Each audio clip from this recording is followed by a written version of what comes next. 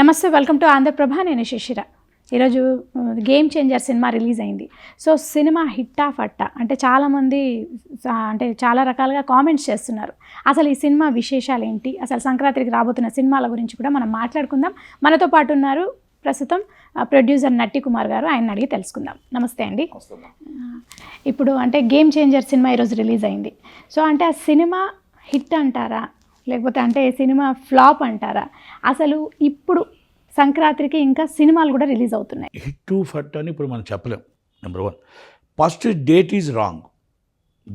Wrong date వేశారు, wrong direction. అంటే wrong date అని, ఎందుకంటే అజ్ఞాతవాసి రాంగ్ డేటే, గుంటూరు కారం రాంగ్ డేటే, ఇవన్నీ ఇంతకుముందు Balayya Babu cinema first wrong డేటే. అలాగా ఈ టైంలో 10వ తారీఖు డేటు అంటే 13వ తారీఖు మనకు భోగి పండుగ వస్తుంది. 14వ తారీఖు నుంచి మా కలెక్షన్స్ బాగుంటాయి, 13 మధ్య నుంచి బాగుంటాయి మామూలుగా. అయితే ఈ ముందు వచ్చిన సినిమాలు అన్నీ కూడా ఒక్కడు అవ్వచ్చు, అతడు అవ్వచ్చు, సో మెనీ మూవీస్ అన్నీ కూడా ఫ్లాప్స్ వస్తాయి. అంటే ఎందుకు వస్తాయంటే ప్రపంచ దేశాల నుంచి మనకి తెలుగు రాష్ట్రాల్లో ప్రతి ఒక్కరు ప్రయాణం చేసుకుంటూ మనకి 12వ తారీఖు నైటు ప్రతి వాళ్ళు కూడా మనకి ఇంటికి చేరుకుంటారు. 13వ తారీఖు ఉదయాన్నే భోగి పంట, ఈ సంవత్సరం 13 వచ్చింది, ఒక్కోసారి 14 పడుతుంటుంది. భోగి పంట స్టార్ట్ అవుతుంది. భోగి అయిపోయిన తర్వాత అక్కడి నుంచి మనం ఇక ఎంటర్టైన్మెంట్ అవ్వచ్చు, మేబీ పర్సులు అవ్వచ్చు, లేకపోతే కోడి పందాలు అవ్వచ్చు, ఏ డిఫరెంట్ అందరం కూడా ఒక రెస్ట్ ఇస్ 10 days. అంటే ప్రపంచ దేశాల నుంచి వచ్చిన వాళ్ళు 10 రోజులు, 12 రోజులు, 7 రోజులు, 5 రోజులు, 6 రోజులు ఉంటారు. ఇది చుట్టాలు అందరం అత్తవారింటికి కానీ అమ్మగారింటికి, అత్తవారింటికి ఇవన్నీ వెళ్ళే, ఇది మన సాంప్రదాయమైన పెద్ద పండుగ అంటాం. మనం ఈ సినిమా గేమ్ చేంజర్ అనేది మనం అందరూ ప్రయాణంలో ఉంటే సినిమా చూడటానికి ఎవరు వస్తారనేది ఒక ప్రశ్న. ఇది సినిమా చూడటానికి ఉంటే ఇవాళ నాకు తెలిసి 10 kilometers ట్రాఫిక్ జామ్ అయింది.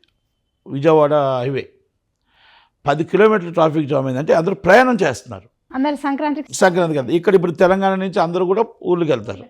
వెళ్తున్నప్పుడు మనం ఎక్కడ ఈ సినిమా చూస్తాం పాయింట్ కదా. ఆ 10వ తారీఖు నాడు మనం వేయడం రాంగ్ డేట్. ఓకే, ఇక తక్కువ విషయం మనం అంటే సినిమా బాగుందా బాగోలేదా, డైరెక్టర్ బాగా చేశాడా లేదా అని తర్వాత విషయాలు వెళ్దాం. First date is wrong date. అంటే కలెక్షన్స్ లేకపోవటానికి కారణాన్ని మనం చూపించవచ్చు. అది ప్రొడ్యూసర్ ఫస్ట్ తప్పిదం. అంటే డేట్ రాంగ్. దిల్ రాజు గారు చాలా మేధావి అని చెప్తాడు కదా, నేను మేధావిని, ఇండస్ట్రీని శాసిస్తా, ఇండస్ట్రీలో నా ఎంత మేధావి లేడు, నా ఎంత తెలివైన వాడు లేడు, అసలు నేనే మొత్తం ఇండస్ట్రీ అని అనుకుంటాడు. అహంకారం అంటారు, ఆంభావం అంటారు. అది పనికిరాదు అని నేను చెప్తున్నా. చరిత్ర చెప్తుంది. చరిత్ర ఏం చెప్తుందంటే పండగ ముందు నువ్వు ఏ సినిమా వేస్తే ఆ సినిమా స్మాష్ అయిపోతుంది అని చెప్తుంది.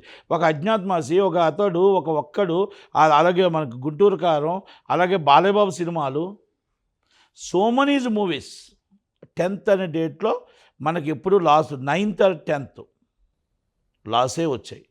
ఓకే, మీరు 3 సినిమాలకి అడ్జస్ట్మెంట్ చేసుకున్నారా, ఓకే 12 పెట్టుకోండి, 13 పెట్టుకోండి, 14 పెట్టుకోండి, అంతే తప్ప మీరు తీసుకొచ్చి 10వ తారీఖు పెట్టేస్తే ప్రజలందరూ ఏ ఊర్లకు ఆ ఊళ్ళో అడావుడిలో ఉంటారా? మీ సినిమాకి ఆగి మా సినిమా చూసుకొని వచ్చి మళ్ళీ వెళ్తానంటారా? ఏ సంవత్సరం కోసం వచ్చే పండగ ఆ సంవత్సరంకి 6 నెలల ముందు టికెట్ల కన్ఫర్మేషన్ చేసుకుంటారు, 6 నెలల ముందు ప్లానింగ్ చేసుకుంటారు. మా తల్లిదండ్రులను చూడాలి, మా అత్తగారిని చూడాలి, మా అమ్మగారిని చూడాలి, మా పిల్లల్ని చూడాలి. ప్రపంచ దేశాల నుంచి మాకున్న మొత్తం కొత్త పండుగ, ఒక సంక్రాంతి పండుగ అందరం కూడా సరదాగా అందరం కుటుంబంతో చేసుకోవాలనుకునే ఆలోచన బెస్ట్ అవుతుందా? మీరు అవన్నీ ఆపేసి టికెట్ కూడా క్యాన్సిల్ చేసేస్తా అన్నీ చేసి నాకు ఇప్పుడు ఆల్రెడీ గేమ్ చేంజర్ వచ్చింది కాబట్టి నేను సినిమా చూసి వెళ్ళి మళ్ళీ టికెట్ తీసుకుంటున్నాంటారా? కాదు కదా. ఈరోజు ఫ్లైట్ టికెట్ 15,000 రూపాయలు ఉంది, బస్ టికెట్ 3,000 రూపాయలు ఉంది, ట్రైన్ టికెట్ 3,500 రూపాయలు ఉంది. ఎందుకు చెప్పుకొస్తున్నానంటే ఇక్కడ రామ్ చరణ్ గారు తప్పో లేకపోతే ఇంకొకరు తప్పో కాదు, బ్లెండర్ మిస్టేక్ అని దిల్ రాజు గారు అని ప్రొడ్యూసర్ తప్పు చేశాడు. నేను తెలివైన వాడు అనుకుంటాడు, తెలివైన వాడు కూడా ఎక్కడొక్కడ తప్పు చేస్తాడు. నెంబర్ 1. ఇక సినిమా కోసం వద్దాం. ఇది అంటే డేట్ ఈజ్ రాంగ్, ఎందుకు కలెక్షన్స్ లేవు అంటానికి మీకు ఉదాహరణకు చెప్పుకోవచ్చు. అంటే డేట్ రాంగ్ అవ్వడం వల్ల సినిమా ఓపెనింగ్స్ లేవు. అది దాన్ని మనం ఒప్పుకోక తప్పదు. ఇక్కడ సినిమా బాగుందా లేదని మీకు నాకు తెలుసమ్మా. బాగుందా లేదనేది ఎవరికి తెలుసు? సినిమా ఓపెనింగ్స్ అంటే ఒక రామ్ చరణ్ గారు is global star, is the biggest director, and Shankar గారు ఈజ్ ద బిగ్ ప్రొడ్యూసర్ నాకు కూడా చాలా పెద్ద ఫాలోయింగ్ ఉంది, నా బ్యానర్ చాలా పెద్ద గొప్ప బ్యానర్ అని చెప్తున్నా దిల్ రాజు గారు. ఈ 3 కాంబినేషన్లో ఫుల్ అవ్వలేదు అంటే ఎవరు తప్పు? 3 కాంబినేషన్లో డిఆర్లో ఖాళీగా ఉన్నాయంటే ఎవరిది తప్పు? ఫస్ట్ తప్పు దిల్ రాజు గారిది అంటాను. మిమ్మల్ని చూసి టికెట్ తెగదు. నెంబర్ 2, శంకర్ గారు ఆల్రెడీ అవుట్డేటెడ్ అయిపోయారు, ఆయన చూసి టికెట్ తెగదు. ఇంత కాస్త కోస్త టికెట్లు తెగాయి అంటే, కాస్త కోస్త జనాలు వచ్చారంటే రామ్ చరణ్ గారు, ఆయన యాక్టింగు నా భూతో నా భవిష్యత్తు. ఒక మగధీర యాక్టింగ్ కావచ్చు, రంగస్థలం యాక్టింగ్ కావచ్చు, దీంట్లో యాక్టింగ్ కావచ్చు, సూపర్బ్ చేశాడు. ఒక మంచి వ్యక్తి, అజాత శత్రువు రామ్ చరణ్ గారు. అందరు హీరోలు బాగుండాలనుకునే వ్యక్తి, ప్రతి అభిమాని బాగుండాలనుకునే వ్యక్తి. ఆయనకి అందుకే ఎవరు ఉండరు, ప్రతి అభిమాని కూడా ఆయన సినిమా హిట్ కావాలని కోరుకునే వ్యక్తి తప్ప ఆయనకి ఇగో ఈ సినిమాకి మేము హీరో వెళ్ళము అన్నమాట ఎప్పుడు అనరు. ఎందుకంటే ఈజ్ అ గ్రేట్ పర్సన్. అందరికీ కూడా అందరూ బాగుండాలనుకున్న వ్యక్తి కాబట్టి ఆయన సినిమా బాగుండాలని మేము కూడా కోరుకుంటాం. టైమ్ ఈజ్ రాంగ్ డేట్ పడింది అనేది ఒకటి ఒప్పుకుంటే, రెండోది శంకర్ గారు సినిమాని మొత్తం టోటల్ సబ్జెక్ట్ రిటర్న్ సబ్జెక్ట్ తీసుకొచ్చాడు అనేది ఇప్పుడు మొత్తం టాక్. ఓకే, వెయిట్ చేసి చూద్దాం. ఇప్పుడు తొందరగా మనం ఎవరికాల నిర్ణయాలు తీసుకోవడానికి ఉండదు. కాకపోతే ఇప్పుడు అందరూ సెట్ అయితే సోమవారం సెట్ అయిన తర్వాత మంగళవారం ట్యూస్డే నుంచి కలెక్షన్స్ ఎలాగుంటాయి దాన్ని అప్పుడు మనం డిసైడ్ చేయొచ్చు. ఈరోజు మనం డిసైడ్ చేయడానికి మనం కాదు. కలెక్షన్స్ అయితే ఇప్పుడు డల్ ఉంటాయనేది మనం వాస్తవం ఒప్పుకోవాలి. ఓకే, సినిమా మీద ఒక డిబేట్ టాక్ ఉంది, డిఫరెంట్ టాక్ ఉంది అనేది మనం కొంత ఒప్పుకోక తప్పదు. కొంత మనం రామ్ చరణ్ గారి వల్ల జనం ఆడుతుంది. అయితే రామ్ చరణ్ గారి వల్ల ఎంత దాకా ప్లస్ అవుతుంది, మరి ఈ డైరెక్టర్ శంకర్ గారి వల్ల ఎంత మైనస్ అవుతుందో చూద్దాం. Is the director hero producer మాత్రం తప్పు చేశాడు అనేది మాత్రం అర్థమైపోయింది. అంటే నేను ఏమంటాను, చరిత్ర చెప్తున్నాను మీకు మొత్తం టోటల్గా ఒక 10 సినిమాలు చెప్తే 10 సినిమాలు 10 సంవత్సరాలు చూసుకుంటే ఆ 10, 9వ తరగతి సినిమాలు అన్నీ కూడా ఫ్లాప్లే తప్ప హిట్స్ లేవు. అంటే ఈ డేట్స్లో రిలీజ్ అయిన సినిమాలు ఎప్పుడైనా ఫ్లాపే అంటారు, ఏ ఇయర్ వచ్చినా కూడా. అంటే ఎందుకు వచ్చాయంటే కలెక్షన్స్ ఉండవు అక్కడ. హీరోయిజం కలెక్షన్, ఇప్పుడు హీరో అయినా ఫ్యాన్స్, హీరో ఫ్యాన్స్ అయినా వాళ్ళు కూడా ఒక తల్లి బిడ్డలే, హీరో కూడా వాళ్ళ తల్లి బిడ్డలే. ఎందుకంటే వాళ్ళకు కూడా తల్లిదండ్రులు ఉంటారు, వాళ్ళు కూడా వాళ్ళ ఊరు వెళ్ళాలి. ఆ ఊరు వెళ్ళి ఆ పల్లెటూరులో మొత్తం టోటల్గా కుటుంబంతో సినిమా చూడాలనుకుంటారు తప్ప ఆ అబ్బాయి ఒక్కడో సినిమా చూడగా. ఇప్పుడు రామ్ చరణ్ గారి ఫ్యాన్ అయినా, అక్కడ శంకర్ గారి ఫ్యాన్ అయినా, దిల్ రాజు గారి ఫ్యాన్ అయినా ఆ తల్లిదండ్రులకు వెళ్ళి ఇంటికి తప్ప అది సినిమా చూడాలనుకుంటారు. పాయింట్. అలాంటప్పుడు ఆయన్ని రామ్ చరణ్ గారిది ఈ డేట్ కరెక్ట్ కాదు అనేది ఒక పాయింట్. అయితే మళ్ళా నేను శంకర్ గారి విషయంలోకి వస్తే, శంకర్ గారు ఒకప్పుడు సూపర్ డూపర్ హిట్స్ ఇచ్చినప్పుడు పవిత్ర అని డైరెక్టర్ ఉండేవాడు, సూపర్ డైరెక్టర్, అంటే అసిస్టెంట్ డైరెక్టర్స్ వీళ్ళంతా.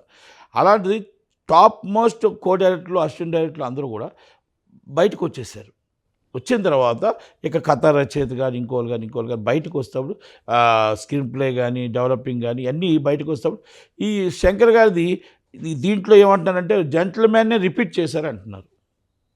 కనుక ఇది శంకర్ గారికి ఇంక అవుట్డేటెడ్ అయ్యారు, మనం ఒప్పుకోక తప్పదు. ఇక్కడ శంకర్ గారు ఒక భారతీయ 2, ఇండియన్ 2 దెబ్బతిన్నది, ఈ సినిమా దెబ్బతిన్నది. అంతకుముందు సినిమాలు కూడా మొత్తం టోటల్గా ఆల్మోస్ట్ అన్నీ కూడా యావరేజ్లో వెళ్ళిపోయాయి.